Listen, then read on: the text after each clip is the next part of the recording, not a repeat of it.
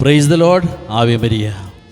എൻ്റെ കർത്താവേ, എൻ്റെ ദൈവമേ എന്ന ഒറ്റ പ്രഖ്യാപനത്തിലൂടെ ദിവികാരുണ്യ മിഷണറി സഭയുടെ മധ്യസ്ഥനായ മാർ യൗസേപ്പ് പിതാവിനോടൊപ്പം ഞങ്ങളുടെ പ്രത്യേക മധ്യസ്ഥനായ മാർ തോമസ് ലീഹ, ഭാരതത്തിൻ്റെ അപ്പസ്തോലനും എപ്പോഴും ദിവികാരുണ്യ ഉത്തേജകനുമാണ്, എൻ്റെ ഗുരുഭൂതനായ മാർ തോമസ് ഇലവനാൽ പിതാവിനും തോമസ് നാമധാരികളായ എല്ലാ പിതാക്കന്മാർക്കും വൈദികർക്കും ശമാശന്മാർക്കും ആത്മായ സഹോദരങ്ങൾക്കും ഈ സെമിനാരിയിലെ ബ്രദേഴ്സിനും നാമഹേതുക തിരുനാൾ ആശംസകൾ.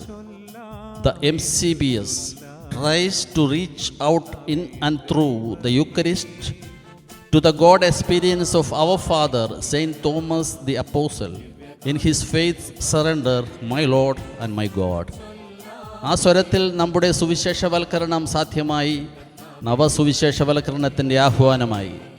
ഗുരു വന്നപ്പോൾ ഞാൻ ഉണ്ടായിരുന്നില്ല എന്ന വേദനയോ, ഞാനില്ലായിരുന്നപ്പോൾ ഗുരു വന്നുപോയി എന്ന സങ്കടമോ, വിലാവിലെ ചങ്ക് തുളയ്ക്കുന്ന അനുഭവത്തിൽ എൻ്റെ കർത്താവേ, എൻ്റെ ദൈവമേ എന്ന വചനം നമ്മുടെ സുവിശേഷമാവുകയും നവസുവിശേഷവൽക്കരണത്തിൻ്റെ ആഹ്വാനമായി അനുഭവമായി തുടരുകയും ചെയ്താൽ ആത്മീയമോ ശാരീരികമോ ആയ ജീവൻ ചിന്ന ഭിന്നമാകുന്ന സാഹചര്യത്തിൽ പൊത്തിപ്പിടിച്ച് ജീവൻ്റെ സംരക്ഷകരായി നമ്മളും മാറും. അപ്പോൾ new എവഞ്ചലൈസേഷൻ is nothing but എവഞ്ചലിയും with.